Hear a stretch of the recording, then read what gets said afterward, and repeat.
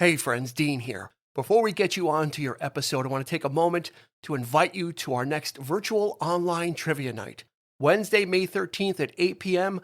Join us either on our Facebook group or on our YouTube page for 3 rounds of fun trivia, music questions, movie questions, general knowledge questions. It'll be a fun time and a chance to win some prizes and have just a good relaxing night of some trivia at home. You don't even have to go out for it. So don't forget, Wednesday, March 13th at 8 p.m. Join us on our Facebook group or YouTube for 3 rounds of fun virtual online trivia. We'll see you there. In this episode, we're taking a nice brisk walk through the Wildflowers as Dean and I discuss Tom Petty's seminal 1994 release. Stay with us. Get ready for the 3324 podcast, where lifelong friends Dean Legiro and Erik Kuber share their love of all things music and movies. Dean has directed short films and is a music trivia buff, and Erik, trained in audio engineering, brings his extensive knowledge of music and film to the conversation as they discuss, debate, and celebrate their favorite albums, films, and much more. Welcome back, our friends, to the show that never ends. This is the 3324 podcast. My name is Erik Kuber. I am here with Dean Legiro, and yes, I am in the center seat tonight. Dean made me do this. Didn't you, Dean? I did this seat. I don't know. This seat feels kind of strange. I was wondering what was going on. This is the seat. Is this how it feels? This seat has like no cushioning in it. Yeah, right. It's okay. Just the crappy seat. You get the cushy one most of the time, and I'm kind of like all right, so sitting on the wooden chair. Some upgrades are in order. I'm gonna get you a new chair. I'm sorry, I didn't know. Hey, if you're joining us, then we know that you know exactly where to find us. But for those who don't know where to find us, you can check us out on 3324.buzzsprout.com, the ultimate hub for podcasting. You could catch us on Spotify, iTunes, Stitcher, all the major podcasts. We're available there. We're also available on social media, Facebook, Instagram, and YouTube, where we do have extra trivia. We have bi-weekly live shows. So catch us there. We appreciate your support, your listening in. And Dean, we're doing the first episode of November. And guess what? This is our first full-on music episode in quite a while, isn't it? Yeah, we've done a whole month of Halloween stuff. So I'm ready to listen to music. Spooktober is over. It is over. Right. Well, we had a blast with this month. I think it went well. I think we had special thanks to everyone who participated in our live shows. Congratulations to all our winners in our Monster Mash. A special thanks goes out to Andrew Cremines for helping us out with a couple episodes of The Crow and our top 3 horror icons episodes. So I can't think of a better way to start off the month of November than to talk about this album, Tom Petty's Wildflowers. It was. Let's get to some stats here about the album straight out the gate here. It was released on November 1st in 1994, produced by Rick Rubin, co-produced by Tom Petty and Mike Campbell, and it was recorded in the famous Sound City. The sessions began in July of 1992 and ended in July of 94. Took 2 years to make this album. That is incredible. I mean, that is just absolute. I mean, there's no way that you can do that today. There's no way that anybody could have that kind of studio time today. It's absolutely insane. It spawned 4 singles. You don't know how it feels. You Wreck Me, Good to Be King, and A Higher Place. And it was certified 3 times platinum, sold 3 million copies. Not a slouch whatsoever. Nice. Of course, it was outdone by your favorite, which is Full Moon Fever, 5 times platinum there. But of course, the real monster, his best-selling album of all, is his greatest hits album. It's sold. Well, it's got everything on it. I mean, for crying out loud, whopping 12 million copies there. It better be his biggest selling album. It's got all of his hits. Yeah, we're heading into Eagles territory right there, right? Yes, I was just gonna. That's what I was thinking of when you said that. I'm like the Eagles' greatest hits is like one of the top selling albums of all time, and it better be, right? Yeah, right. I mean, Thriller is the number 1, but that's basically like a greatest hits album anyway. Eagles outdid Thriller. I just read it. I'm actually just read an article about that. So Eagles is back on top, the best selling album of Greatest Hits time. Volume 1. Volume 1. Yep. Anyway, let's before we get into the album Wildflowers, let's scale it back a bit. Let's talk a little bit about our personal history in Tom Petty. I'm kind of intrigued by this portion of the conversation because I don't really know where you stand with Tom Petty. Honestly, I mean, we talk about him all the time. Yeah. And yet there are times where you're like really excited about the guy. And then there are times where you're just kind of like, yeah, he was good. He was okay, but so what was the moment for you? Like, when was the first time that you that you actually got into Tom Petty? I think much like the Eagles, he's one of those artists that has that catalog of all those songs that and maybe it's one or two per album. The first Tom Petty album I bought, oddly enough, is probably his worst or his least popular. It's Let Me Up, I've Had Enough. Okay. Because they used to play the video for Jammin' Me on MTV all the time. And I liked it. It's just like a catchy, it's kind of a chunky guitar song co-written by Bob Dylan. So I'm like, let me get that. So I picked up the cassette, and as it was back then, I only listened to that one song. Mm-hmm. So the rest of the album didn't do it for you. I don't even think I bothered. I just bought it to listen to Jammin' Me and just listen to that over and over. I think when Tom Petty really came to the forefront, though, was probably Traveling Wilburys. Yeah. Really kind of brought him absolutely. Yeah. Into the spotlight as an artist, and not like the Heartbreakers and this kind of, he was doing great for himself, but I think the Wilburys just kind of uplifted him as an artist, and then right into Full Moon Fever trajectory. Yeah, let's touch upon that a little bit. From speaking for myself, I was never really a big avid classic Heartbreakers fan. I mean, of course the songs were all over the radio. They were very much part of the soundtrack of our lives. We keep referring to that, but it was more. I think it was MTV really that got me into Tom Petty. It was the videos that he was making. Yeah, You Got Lucky. That's one of my favorite songs by him of all time. Yeah, absolutely. But again, the album not great. It's just the song, and then more than that, it's the music video with that extra piece of music in the beginning, and it has a story. And I think it's Mad Max-ish. Yeah, bar none. I think those are still some of the finest music videos ever made from the classic MTV era. And of course, the song he did with Dave Stewart for the Southern accents. Don't come around here no more. Don't come around here no, which was so odd at the time, and it was just. But that got me kind of thinking. Because Dave Stewart always kind of reminded me of Jeff Lynne. Sure. Right. So he's doing this. He's doing something with this guy. It's all like sort of like this drum machines, and is totally unlike anything Petty had ever done before. The signs were there. I think in Southern accents, I think the signs were there that he was thinking maybe about. Or maybe it wasn't. Maybe I mean, the Heartbreakers have always been like this band, right? They're like like one for all and all for one, and like the Blood Three Musketeers. Brothers, even though it's Tom Petty and the Heartbreakers, it's kind of like they've always been kind of like a unit. And and then he, once he does like Traveling Wilburys and then goes solo, I'll be honest, the Heartbreakers got kind of whiny, except for Mike Campbell. He took it like a man. Yeah. Yeah, we'll get to that in a bit. So we'll discuss that at length. But because that's one of my favorite stories, and I know that's the Heartbreakers crying. The Heartbreakers got their heart broken by Tom Petty. Oddly enough, Tom Petty was the one that did it. Actually, I think it was they got their heart broken by Jeff Lynne. Yeah. Jeff Lynne was the guy. He was they'll get over it. The outsider, as it were, according to them. But anyway.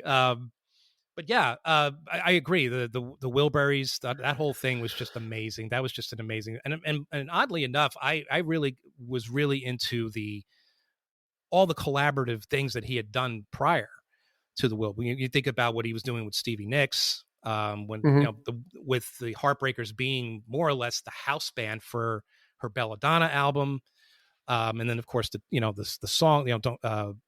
Stop Dragging My Heart Around, and the other song on her second solo LP too, which was another duet that they did.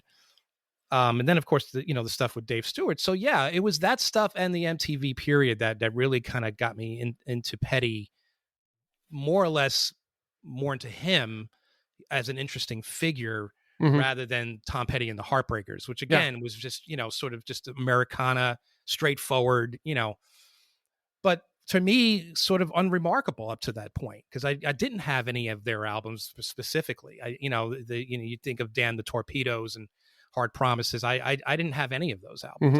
I just didn't really even know what songs came from what album. Yeah. So it was kind of like, because they were all so close together at that point. So the years go by and you just hear Tom Petty and the Heartbreakers on the radio. Yeah. The Well, I think hit. he's one of those artists that you took for granted. Exactly. Kind of like Billy Squier and the Cars and Billy artists Joel of that era that had all these hits. That's and right. They would come out with such regularity that the lines get a little blurred. You're not sure what album this was or what it's just like, oh yeah, there's another great song. You Got Lucky and The Waiting and Change of Heart, like so many things just kind of were rolling out of them. Mm-hmm. That it's just like, Tom Petty and the Heartbreakers. Okay, they're great. That's right. And but then when I think when Southern Accents came out, is like, you're right, and like we talked about before, the MTV effect, right? With the Don't Come Around Here No More video was just so groundbreaking and striking. The whole Alice in Wonderland thing and the trippiness of it, kind of all of a sudden that got into heavy rotation, and that just kind of pushed the Heartbreakers like really in front and center as not only a music group, but as a visual group too, that made really good videos or interesting videos. There was a level of creativity there that was happening. And that's what I admired about Petty. He wasn't afraid to go there. He loved the camera. There's no doubt about it. I mean, he had such presence. I recall seeing Stevie Nicks in concert. I had never seen Tom Petty and the Heartbreakers. They were one of those groups that just got away from me.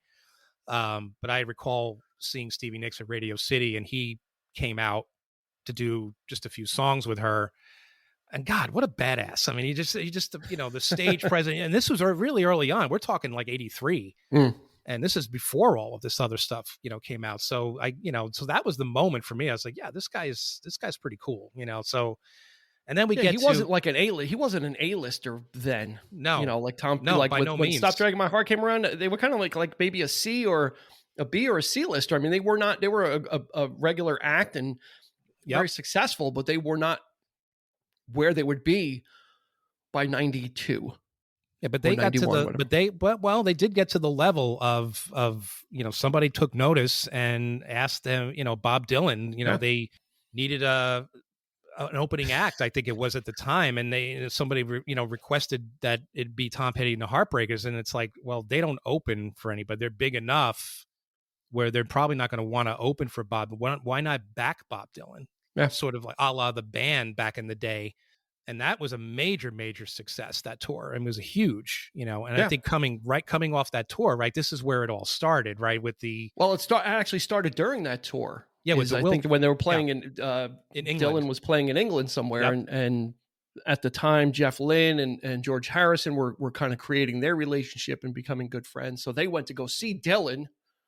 Yeah. At concert, and of course Petty was there, and then they went backstage and they all kind of exchanged pleasantries, and that was kind of the end of it. I mean, they just kind of met and like, okay, yeah, this is really cool. Yeah, they kind of, we got to give credit where credit's due. I mean, I think it was the album that started the whole shebang was a little album called Cloud 9, which Jeff Lynne had produced for George Harrison. And I think I might go further back. Hang on, because there's I don't know. I've only read the story once. Okay, but because there's all these different stories about how that happened. But I would go back to Dave Edmunds' album Information that Jeff Lynne produced, and he wrote a lot of the songs on it. From what I've read, George Harrison was looking to have Dave Edmunds produce his album. Oh, and he said, I'm not available or something. Why don't you reach out to Jeff Lynne? Interesting. Yeah. Did not know that. So I think his work with Dave Edmunds might have kind of laid the ground, the really like the early, you want to talk about like digging the foundation. I think this was like the shovel work that they did when Jeff Lynne worked with Dave Edmunds. So this was a full-on, I didn't realize that was a full-on album that Jeff Lynne had produced. So Dave Edmunds was the first artist that he had produced a full-on album. And then he did most of his second album and wrote a lot of the stuff for his second Riff Raff or whatever it was called. So, but Cloud 9 is like you want to start the timeline. Yeah. Start it with if you're going to collect. We absolutely could do it, and we could do an 87 to 93 episode of just all of those people in the orbit, because there's so many albums that came out rapid fire. That's right. Like literally one, like If it wasn't George Harrison, it was Tom Petty. It was Roy Orbison. It was the Wilburys, and then it was Jeff Lynne, and then it was another Wilbury. You know, like that's right. There was so much going on, almost like they were like 4 people doing the work of Phil Collins, right? Like what Phil Collins did from like 81 to like 88 or something. Like 4 people. It took 4 people to do from like 87 to like 92. Or 93. Absolutely. Yeah. Yeah. And boy, we were there for all of it, weren't we? It was an exciting time. I saw Petty during the Full Moon Fever tour. You did. In New York. And I was like hoping, I'm like, I don't know. I think I was actually hoping for some odd reason. I think it was pie in the sky to expect that Jeff Lynne would come out, but I think I was I don't know if Ringo Starr was in New York at the time or something. Like, oh, maybe he'll come because he was in the video. For Won't Back Down, but I got to see him there, and that was just that was like seeing the Who. It was just like a greatest hits. It was just like boom, boom, boom, like one song after the other, just kind of rolling it off, and then the stuff from Full Moon Fever. So it was a great show. Petty got a copy of Cloud 9. Right. He listened to the album, loved it, loved the way it sounded, loved the production on it. The story goes, right, they're both Jeff Lynne and Tom Petty living in LA at this point. I think it was Jeff Lynne driving down, Sunset Boulevard or so, and he sees Tom Petty, like they stop for a red light. Tom Petty pulls up right alongside him and said, hey, what's going on? So they pull over. So they're basically talking about Cloud 9 and you did such a great job. Would you be interested in doing something for me? And of course, Jeff Lynne just jumped on it. And he's just, So it sort of started there. I mean, simultaneously, we had that going on and the Wilburys starting at the same time.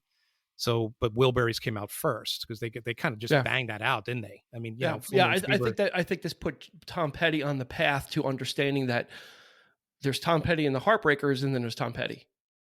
Yeah. And that he kind of said, he kind of figured, well, I can do some stuff that's just me. Yeah. And it can be different. And it doesn't have to, because they worked with Jimmy Iovine like year after year in production, and he records a certain way. They record live. They just lay everything down, like play it. And that's pretty much it. And I think this is where the awakening that leads to Wildflowers. I think that's where this stuff happening is interacting with the Wilburys and being in a different group of people, different ways of working. And I think that kind of all this stuff through here kind of, I think, laid the groundwork for Wildflowers where we're going to land at. And to tie up the Jeff Lynne stuff, I don't think, just to put it out there, I don't think Jeff Lynne could have done Wildflowers. No. Like there's no way that the stuff on Wildflower, I hear where Tom Petty learned stuff from Full Moon Fever. But Wildflowers, I think, is him taking everything that he's learned from those past few years and then bringing it and internalizing it and saying, well, now here's what it's going to be like as me. Absolutely. And I think that's where Wildflowers is kind of, and I don't know if that's why people like it so much, because it's the anti Full Moon Fever in a way. Yeah. Because I can see it. It's got a certain sound to it, which again, like I said, Jeff Lynne would not have been able to achieve because he's an architect, and Rick Rubin is more of a recorder, and he kind of understands the artist, and he kind of like lets them do what they need to do, but helps to guide them. And you don't feel, there's not really like a Rick Rubin imprint. Like he doesn't have a particular sound. He's got a particular style of working with different artists, because he's worked with, Tom Petty, the Avett Brothers, the Cult.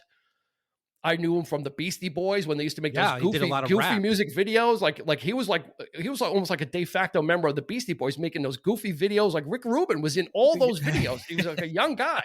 And when they're blowing up things on the beach and just doing all the goofy stuff that the Beastie Boys did in the beginning, Rick Rubin was like right at the forefront. So that's where I kind of knew him from License to Ill. I was like, it was an odd choice at first. And I think what happened was with, Tom Petty's, left MCA Records at this point, wanted to jump over to Warner Brothers. And I think the head of Warner Brothers at the time introduced him to Rick Rubin.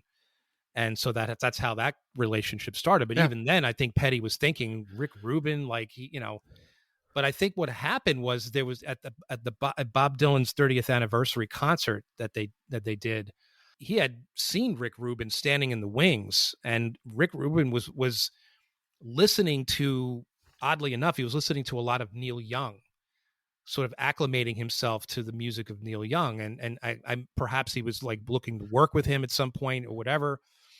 But that's when Tom Petty kind of knew, like, yeah, I could work with this guy because Mhm. he gets that kind of music as well, despite the fact that he did all this other kind of stuff, which is Well, not yeah, Tom Petty's before that, he was wheelhouse. known for like thrash. He was known for Slayer. I mean, he Yeah. worked with a diverse group of artists, and then he Right. would go on to work with Johnny Cash with the American recording stuff. So more so now, I think he kind of skews towards that way. But yeah, he was a nice foil. And again, like I said, he's kind of like the anti Jeff Lynne, Mhm. which is, I think, is what Petty needed, is just a space to work in and people to work with to help, not to shape the sound, but to help guide the sound, as it were. That's right. Full Moon and I think that, Fever was a monster album. And I mean, that I remember specifically the moment that you first heard the album, and see if you agree.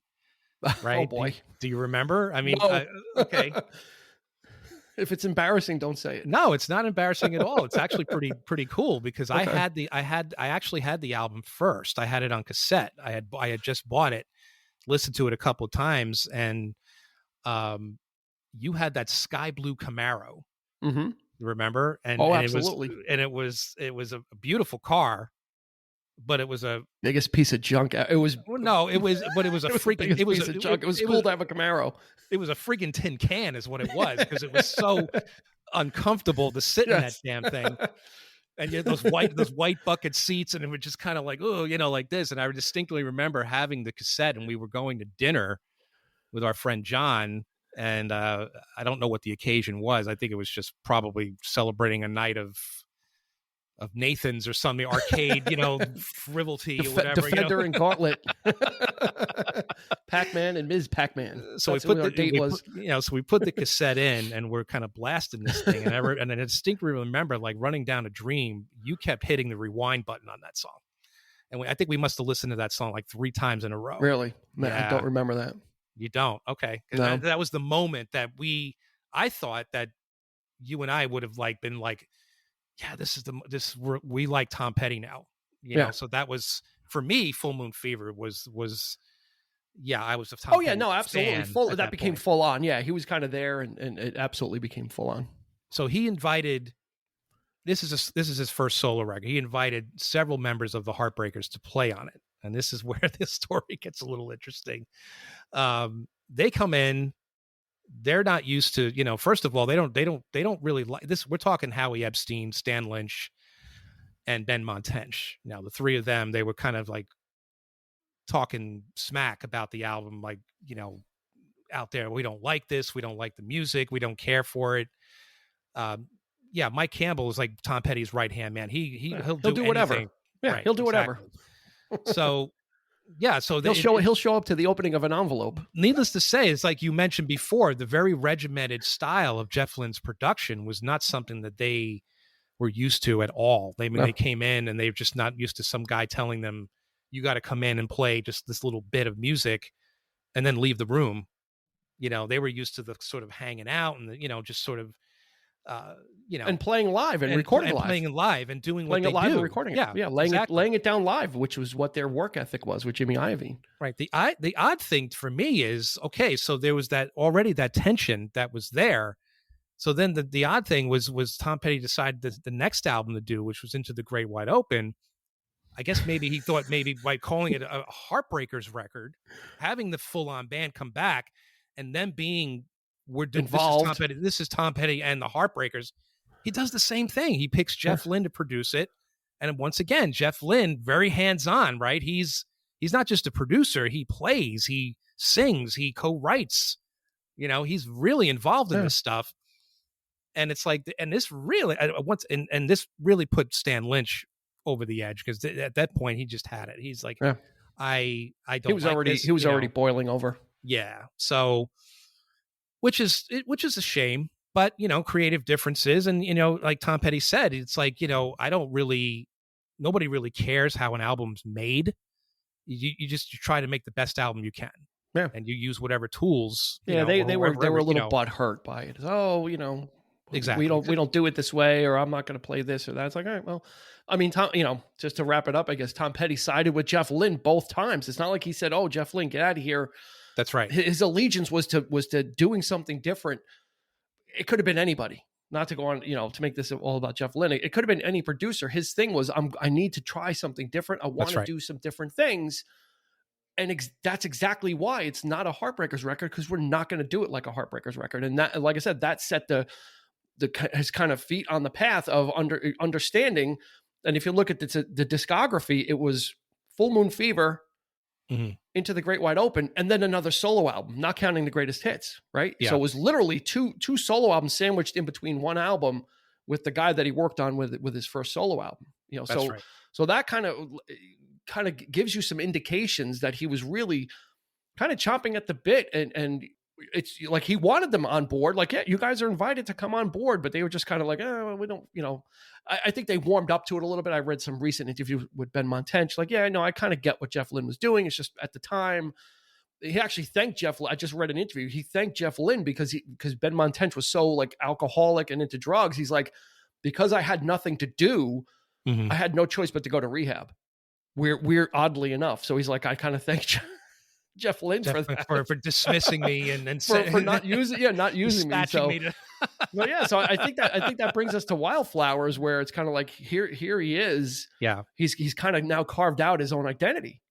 Exactly. And right? He's now also Tom Petty. He's not just Tom Petty of Tom Petty and the Heartbreakers. He's now kind of like what Bruce Springsteen did with the E Street Band. He broke from them and started making Bruce Springsteen albums, and then would have also the E Street Band albums. Very much in total creative control here. Rick Rubin kind of came in and he was, you're right. He invited the Heartbreakers to come in to play on the record, and he kind of wanted to have that sort of live band feel again. But they ended, Tom Petty knew better at this point. He knew not to do it like the Heartbreakers do it. Like they cut some of these tracks really early on, and they were very much, I haven't actually got to listen to it yet, but I do have the Finding Wildflowers, the alternate versions of some of the songs. I've read the liner notes on the album, and a lot of those tracks actually it's just Tom Petty and the Heartbreakers. So I would imagine, and they do say that they are very much in sort of going back to the old style of the way they used to do things. And at this point, Tom Petty's like, we've been there. We've been down this road before. I want to try something different here. So he had total control, creative reign in that studio, using the studio, not relying on somebody like Jeff Lynne at this point. He's the man now. He knows exactly where he wants to be, ready to try different things. And I think when you call it a solo album too, it's less democratic. Right, because if it's a Heartbreakers album, they are and then the Heartbreakers, they weren't just like paid employees.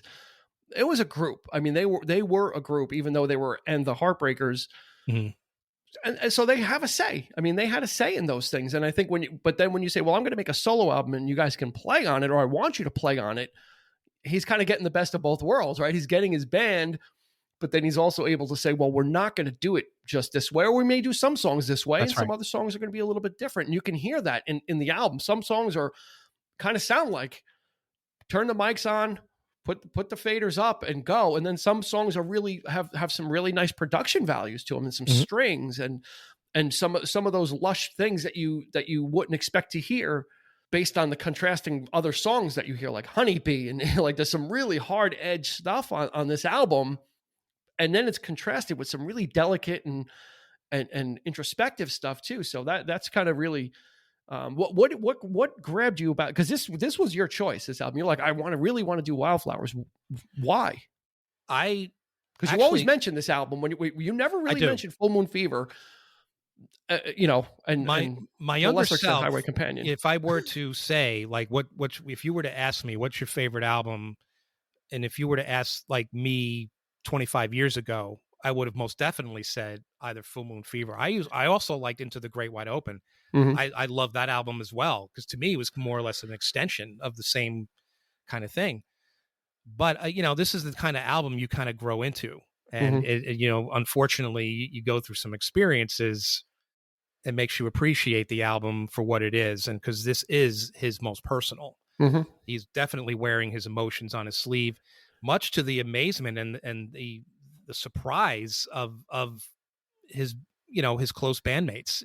Because he had never really written songs to this degree before. I mean, he was going through some stuff at this point. His marriage was falling apart. Stan Lynch leaving the band had some, that had something to do with it as well. Mr. Cranky Pants. Yeah, that had, so they had but they got Steve Ferroni. Steve Ferroni, right? Who came on. I think, I like Stan Lynch's drumming. It's kind of like a little, it's much looser and a little more kind of untamed, but Steve Ferroni, I think is definitely a trade up. Oh, absolutely. Because he on this album, he kind of, he's got that kind of drumming that's kind of forceful, but it's grounded and it's very solid. And You Wreck Me and stuff like that, you need someone like that. He's like a pocket drummer. And I think he really helps kind of tie this album together and give it, for those up-tempo songs, I think he absolutely helps give it a tighter feel. Yeah, I agree. Not so loosey-goosey. To say that I got into this album in 94, that's not true. It actually took me a couple of years. I mean, I had to go through those experiences to kind of relate to it. But when I did, when I actually listened to the album full on, it was an experience that, to me, and it's not an album that I can. It's not my first choice. Full Moon Fever would be my first choice if I were. I'm going to listen to Tom Petty today. It's going to be that or the greatest hits or whatever.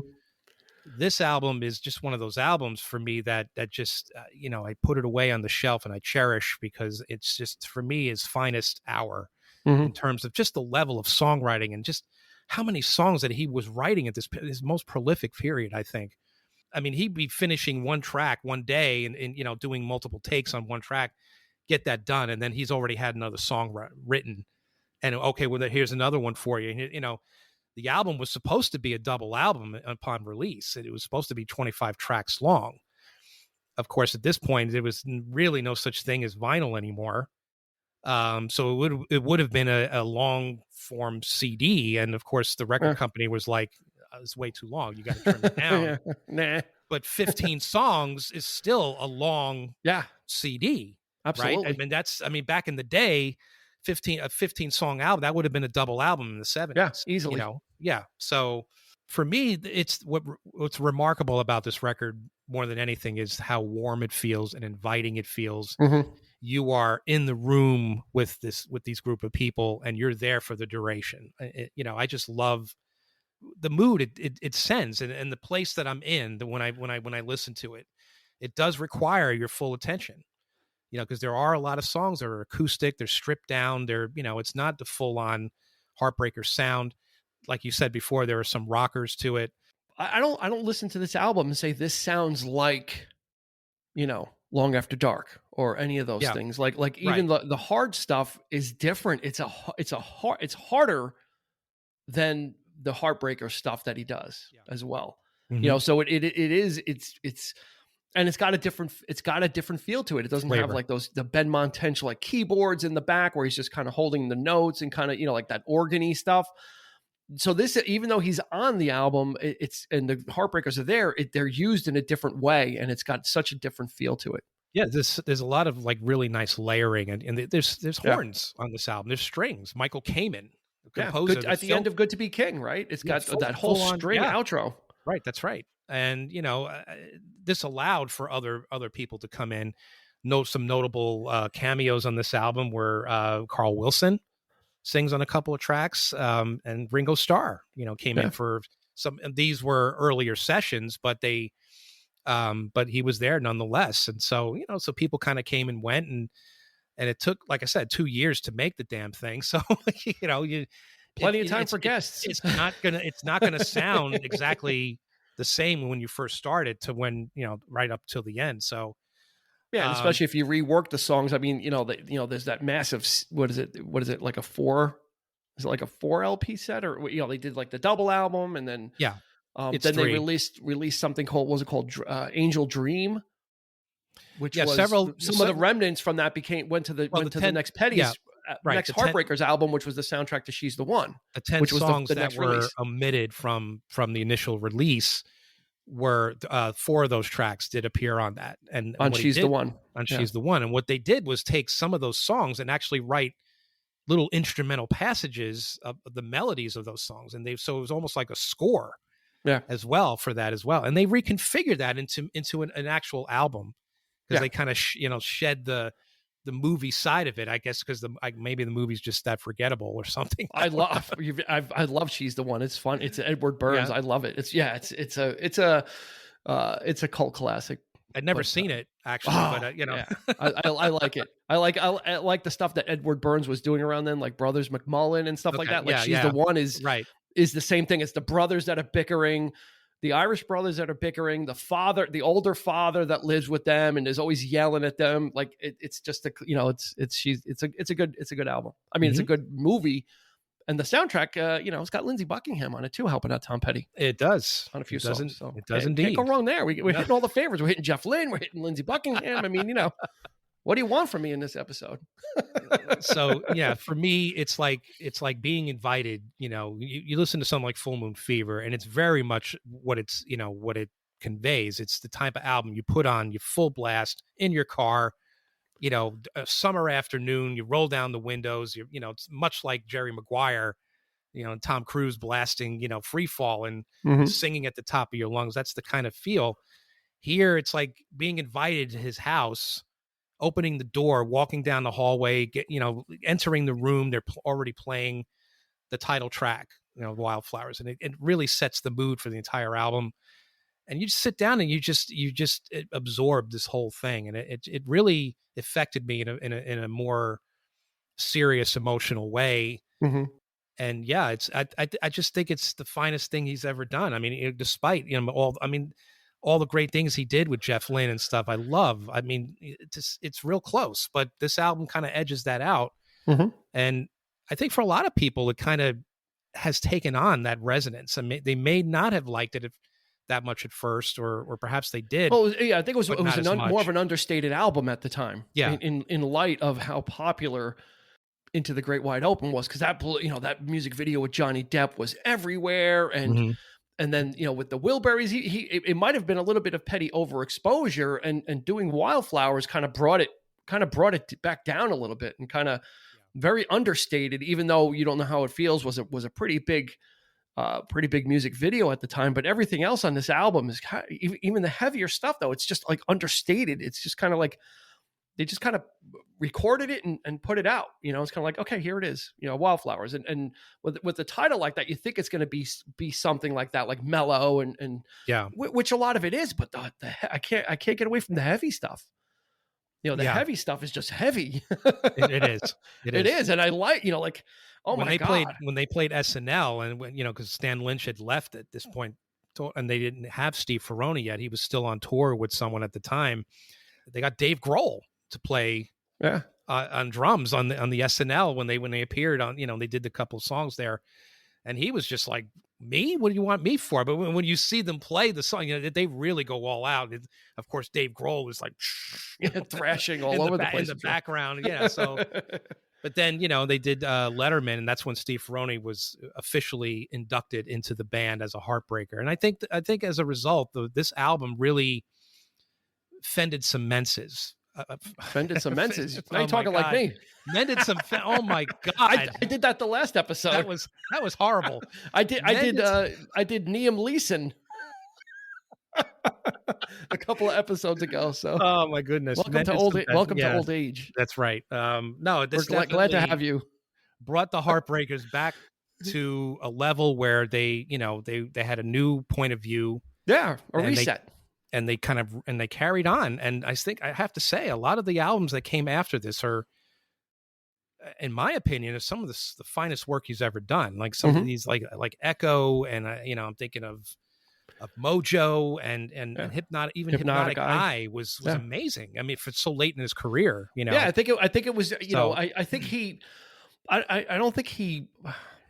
I don't think it was the intent. I think Tom Petty, with Wildflowers and his solo stuff, kind of felt like he needed to do it, but it was exactly what the Heartbreakers needed, and they didn't realize it. Like, they figured, we're just going to keep going. We're a band. We make records together.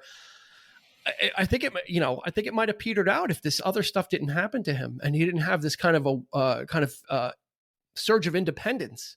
Yeah. And saying, I'm going to assert some control over stuff I want to do. But we still have the Heartbreakers, and we're still involved, and it's not, we're not breaking up. It's just it's just a break, not breaking up. And on this album, I think that's I think there is a little bit of invigoration. Like they kind of got through into the Great Wide Open, which is an experience that they weren't too fond of. And then you move into Wildflowers, where they're all there and they're all playing, and they're all probably in a more comfortable environment where it's more, we're just going to lay this down, we'll record it, we'll get it done. Yeah. And you get some really, top shelf stuff, like Honeybee and mellow stuff like Time to Move On. Oh my God. That's just, there's just so there's a lot of great stuff in here. I wrote down like six tunes, like really quick that, I'm like, wow, I could just kind of listen to these. Yeah. I got Wildflowers. That's actually Kelly's favorite, my wife Kelly's favorite. Mm-hmm. You don't know, of course you don't know how it feels. Steve Ferrone's drumming on that. That's what really got him the gig. Yeah. I mean, it's just but you know what? I could actually picture Jeff Lynne producing that one. And I could there just are a couple of tracks on here where I'm like, well, that was the thing, is when I was listening to it, I'm like, oh, this sounds like could have been, but what that means is just that Tom Petty was learning. Yeah. And absorbing, and then I think, like I said, you can't understate the influence of Rick Rubin also of giving him the latitude. Jeff Lynne has a certain style and a certain way of working, and that's why you hire him. There are other producers that are kind of like, I'm going to kind of guide, and I'll give you some feedback, and we'll toss some ideas around and see what happens, and go from there. And that's what this feels like. This kind of feels like, of all those songs, they knocked out all these songs. It's like, well, here's like the cream of the crop.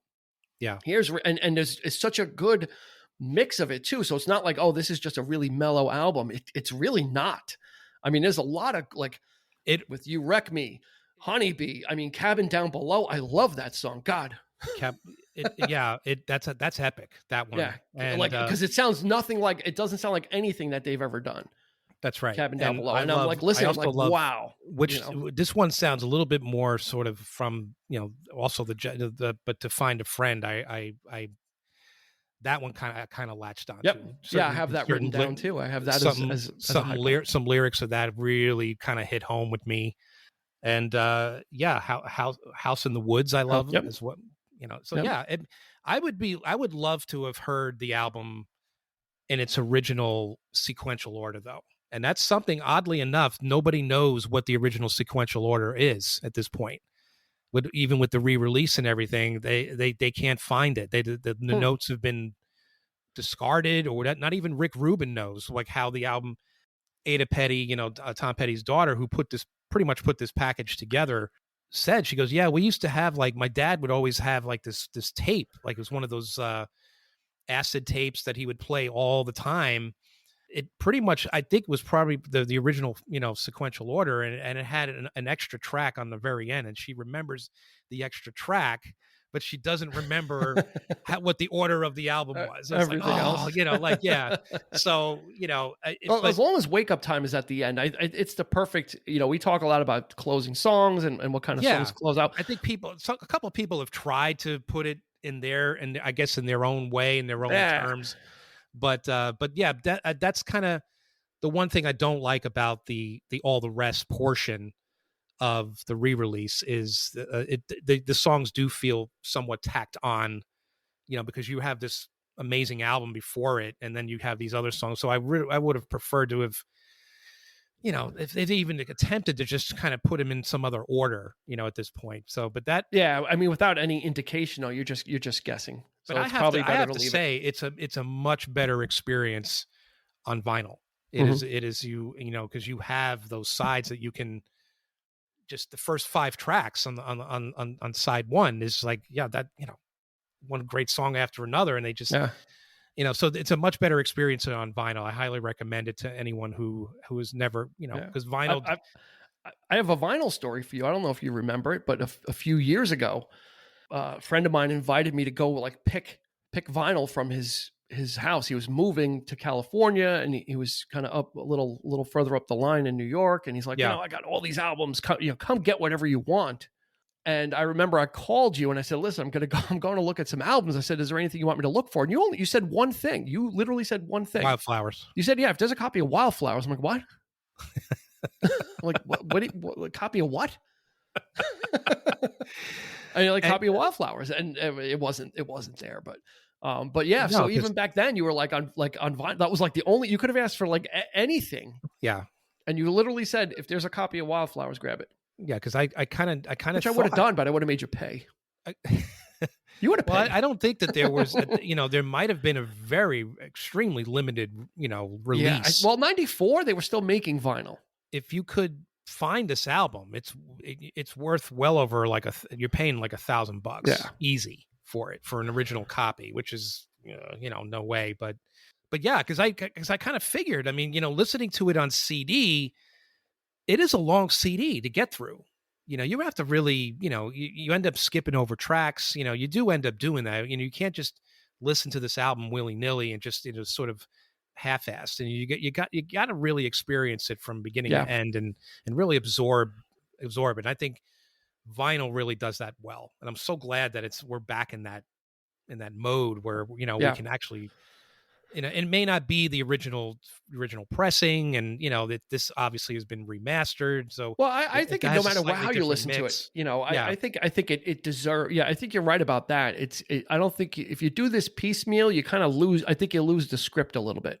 Yeah, where it's kind of like, I'm listening to 3 songs and I'm going to go do something and come back, and it's kind of it is 15 songs, but if you have like a drive, you get to be in your car for a while, or you got some windshield time or whatever, you like put this on and just let it kind of wash over you. That's really what it is. It's just got I want to say it's got an intimate feel, but when I say intimate, I don't mean like sparse with just like a guy with a guitar and that's no, all it's you intimate have. Like in Don the sense McLean, that it's got a warm, like you said, it kind of has like a warm feeling and an inviting. You are in the room. You are in. It's a very in the room feel. It's it's not over polished, the production standards on this album. So you do get the sense that you're actually watching these people play in your living room. So I always have that feeling too. Like when I listen to it, especially with headphones, it's an amazing thing to hear. Last week I had tickets. I bought tickets to see the documentary on the making of this album. Did not get to see it, however. Went to the theater. Really, really pissed me off. I was so annoyed. Yeah, went to the theater with my wife. We were all excited, because this is one of her favorite albums as well. Sitting there, and we figured, well, we're just going to be like, the only 2 people. I don't see a lot of people coming out to this thing, honestly, because it kind of came out of nowhere, right? When you hear about it, if anybody even heard about it, but there must have been at least 50, 60 people there, which is not bad. Not a bad turnout for this thing, this one time only kind of thing. And I was so stoked, and the screen just went blank, and they started playing the preview of another movie. And then all of a sudden the screen went blank, and the manager came in and he's like, "We can't show it." And I'm like, what do you mean you can't show it? How do you not have a physical copy of this movie? Well, that's the new thing. Is it gets streamed? It's streamed. It gets streamed in digitally. So that's what it was. And he said that our theater was not the only theater who had every Regal Cinema theater had problems with this thing on the East Coast. So nobody got to see it if you went, it's too bad. But it will be available on YouTube. Did they show you Trolls 2 instead, the animated? No, they actually he gave us tickets. We'll show you the new Bond film. I said, already seen it. Don't need it. Done. How about the Tom Petty that I paid for? How about that? Yeah. So the money I got. So the money I got. Yeah. So the money I got back from that, I actually bought. I went ahead and bought the album. All the rest, and the other one Regal too. Cinemas. Sorry, Regal. That's right. So there you go. Tom Petty got the money anyway. I finally got Wildflowers on vinyl. I got the the alternate version on vinyl. Nice. And then so that's my experience with this album. I really can't reiterate enough of just how special this one. I consider it, dare I say it, it's right in the wheelhouse of Tusk. It's right in the wheelhouse. I would even go as far as to say Pet Sounds in that sense, because it's so personal. Not musically, sonically, but sure. But because it's so like emotional and so sort of and this is us, we're not into like lyrics where music comes first, the production standards come first, but this is an album that I really took notice of, and it really means a big deal to me. So it is my favorite album. That being said, from Tom Petty. From Tom Petty, yes. No, I So, totally see I get the Tusk comparisons. I get where you're simpatico with it, where you kind of could elevate it on that level. mhm. I totally see that in the album. And like I said, it is a different, it's an evolution, right? And this is, it's a really, you just made a really salient point, is that this is the Tusk to Full Moon Fever's Rumors, right? Where he makes an album Exactly. that's wildly successful and people are going nuts. Tom Petty this, Tom Petty that, and yada, yada, yada. And then he's like, okay, let's kind of move away from that. Nothing against any of that, right? Not disavowing it. Let me move away from that and continue to try something. Like that was him trying something different, and this was him trying something different again. Yeah. You know, he didn't just retreat into the Heartbreakers. He kind of got the Heartbreakers around him, but then said, let's go in and let me do another solo album, which again is really kind of odd that, you know, a Heartbreakers album is bookended by 2 solo albums. But if it's going to be stuff like this, you're not going to go wrong. Like I said, and I can't, Wake Up Time. Oh my God. It's such a perfect way to, I know I said it before, but that's one of my favorites. Like that feels like a composer. Like that feels like a song that was composed. Not, it's not like one of the rockers and the ravers. It's got a lush feeling to it. And I think that's the most emotional song for me for some reason. Something about his vocal. It's kind of vulnerable. Yeah. You know, it's kind of a lot of solo, not a lot of instrumentation in parts of it. And then there is, you know, and I like that kind of stuff where it's kind of produced. So for me, that's kind of and there's some through lines. There's some reminders. I think some songs call back to Full Moon Fever, in kind of in style. Now, let me ask you this. Mm-hmm. What about Highway Companion? Highway Companion, for anybody, Highway Companion is the third. Petty made third. He made 3 solo albums, and that one wouldn't come until 2006. Mm-hmm. So he really kind of, after knocking 2 out pretty much almost sequentially for the most part, took a 12-year hiatus and then decided to do another solo album with Jeff Lynne. Jeff Lynne comes back on board, I think it's what. But I think the results are very different. They're not. It's not Full Moon Fever Part 2. What happens here is the effect that Wildflowers had. I think has on this album. It's the combination of the two. It's a warmer album. It's not the typical Jeff Lynne. It's scaled back, but it's got that tightness. Yeah, exactly. It's not the. Yep. You can make a case that Full Moon Fever's, you know, it's not, but you could say, oh, it's kind of ELO-ish, or it's got that kind of feel to it, and that, you know, that thing. And I think that Highway Companion is kind of like the mashup, of Full Moon Fever and Wildflowers. It's got the vulnerable stuff. It's got the great tight production, but scaled back and kind of brought down a little bit, and not so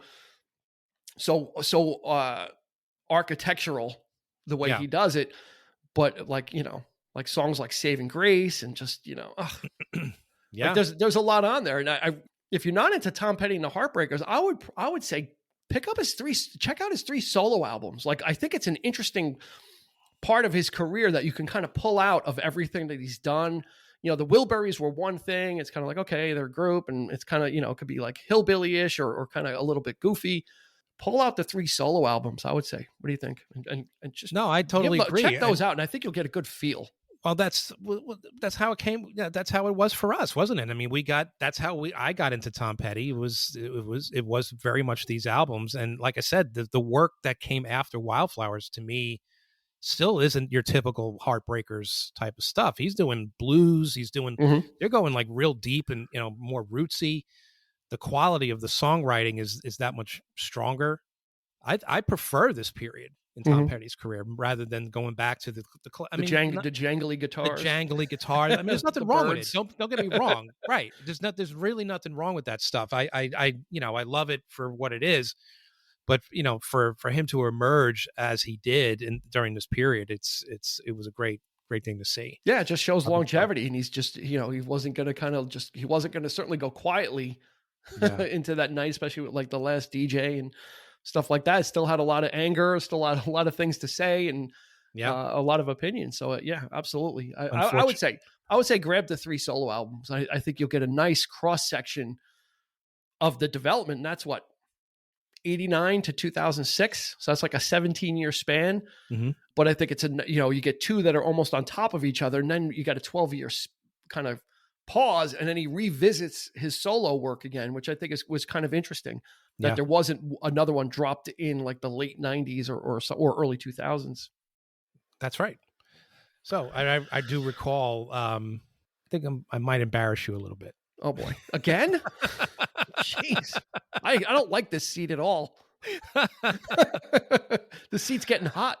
I do recall the day, unfortunately, that we lost Tom Petty, and I remember getting a text from you. Did you hear about Tom? I was like, yeah, it sucks, and I think I called you, not to, just like, I don't know if I called you or you called me right after, and you couldn't talk. You were so emotionally distraught over it. I had never seen you get this emotional about anybody. Frankly, especially somebody. I mean, what was going through your head there? What really? I always wanted to know. Like, I never really asked you. But what did it? Like, what was it about Tom Petty's death that really got to you at that point? It was I don't know what. Yeah, it was kind of strange. It was because I remember that when I called you too, and I was kind of like, yeah, oh my god, I couldn't believe this. It was just like maybe because it was so unexpected, so sudden, and just like he was one of the good guys. Yeah, like he was a guy that you like. Tom Petty's a guy that you rooted for. He seemed like a guy that was approachable. Yeah. Like this is a guy that you could be talking to in a diner somewhere and not know it's him. And like, so like he was one of the good ones, and we wouldn't find out until around that time or a little bit before all the struggles he had. He had a significant amount of struggles with heroin and drugs and not even counting what he was going through before he passed away with his hip and all that stuff. But so I think it was such a shock, and just kind of, he was one of the guys, right? And for me, like it was like another Wilbury, it was kind of like, George Harrison and so like a lot of these artists that I really like, it's like, no, not another one, and then Glenn Frey. And it's like, not another one. That was very much, I was going to say Glenn Frey. Yeah. He took that one took me by surprise. Yeah. So it's very much like the same thing. Yeah. Unfortunately, I guess we were fortunate enough to experience these artists in their heyday. And I think that's what it is too. And maybe it's kind of a feeling of your own mortality, not to get too deep in it. That's right. But it's kind of like, if you're, we're losing these idols or these artists that we really connect with and have been a part of our lives. It's, right. I mean, it is a part of our lives when you listen to, if you're a music lover and you listen to it as much as we do, a little piece of you dies. Yeah, absolutely. It's like, God it's damn, hard. It's like, it man, really is hard. Yeah. And that one, for some reason, I was just like really hit. And I think I called you afterwards. I was like, I got to talk to Erik. I just got to like talk to somebody about it. Yeah. And you couldn't talk. Yeah, I was kind of like, I got to hang up. Like, I'm man, like, wow, I've never heard you speechless? choke up. No, I think you've never heard me speechless. I think I might have seen you tear up once in my life. Charlotte's Web. It was Guardians 2. Guardians 2, yes. Both were sitting there freaking sobbing. Oddly, we're both crying when Yondu was like, I'm Mary Poppins, yo. No, but I recall a few other times. Absolutely. I do have tear ducts, contrary to popular belief. They're very small. They're very small. But that really got me, and I was just kind of like, but it you kind of approach it from the standpoint of trying to be realistic about it. Well, the music lives on. We didn't know these people personally. You kind of go there, but on the other hand, you do know them through the music. So it is a blow. When you internalize that, when you said this album was important to me for X, Y, and Z, it is a part of you then, right? That's because right. It's absolutely right. Yep. It's hit you in a place that maybe other songs hit other people. And that's the whole thing. And that's the beauty of music and film and art is you don't know how you're going to connect with it, and you don't know what effect it'll have on you. And sometimes until it's gone, right? Until that, then you realize, oh man, wow. Never again. And it's, so yeah, that's what it was without, putting too far a point on it. Well, that being now that said, everyone's all depressed and like, going out on we miss him. He's, he was truly one of the great ones. And I mean, such a fine gentleman. I think, you just seem like a genuinely great person, great soul. And, he is missed. So, yeah. But before we close, just one other tidbit about him in that Full Moon Fever era, right before it, somebody tried to kill him. That's right. Somebody tried to burn his house down. His house was on, he got notice that his house was on fire or something and it was burning down. And when they did the investigation, it wasn't an accident. It was arson. And that was kind of a wake up call for him. He was like, someone tried to kill me. Like, this wasn't like a burner left on or a candle that tipped over. Right. It was like someone lit my house on fire. Assassinate me. Yeah. and that's where that song "I Won't Back Down" actually came from. Was like a statement of, I'm not, I'm here. You're not gonna frighten me. So, so good on him for absolutely for standing up to it. So, all right. So that's Wildflowers. Check it out, folks. If you haven't heard it, I would highly recommend you get the vinyl. You don't even have to get the full on deluxe package of this thing with the multiple, there's like 5 different discs and all this kind of stuff. Just get the album, the album and all the rest. And there's another vinyl that he released, and it's just the best of the alternate versions with some extra bonus tracks on there. So these 2 I highly recommend. And that's going to do it for this episode of the 3324 podcast. I am Erik. Check us out. Like I said before and early on, check us out on Facebook, Instagram, and YouTube. We'll be looking forward to, we do bi-weekly live shows, so we'll be looking for you there. And so for Dean, I am Erik, and we'll catch you on the flip side. You've been listening to the 3324 podcast with Dean Legiro and Erik Kuber. You can find us on your favorite podcast provider, so please like, subscribe, and rate to become a part of the 3324 family. Your feedback is important, so make sure to follow us on Instagram and Facebook at 3324 podcast and on Twitter at 3324p to join the conversation.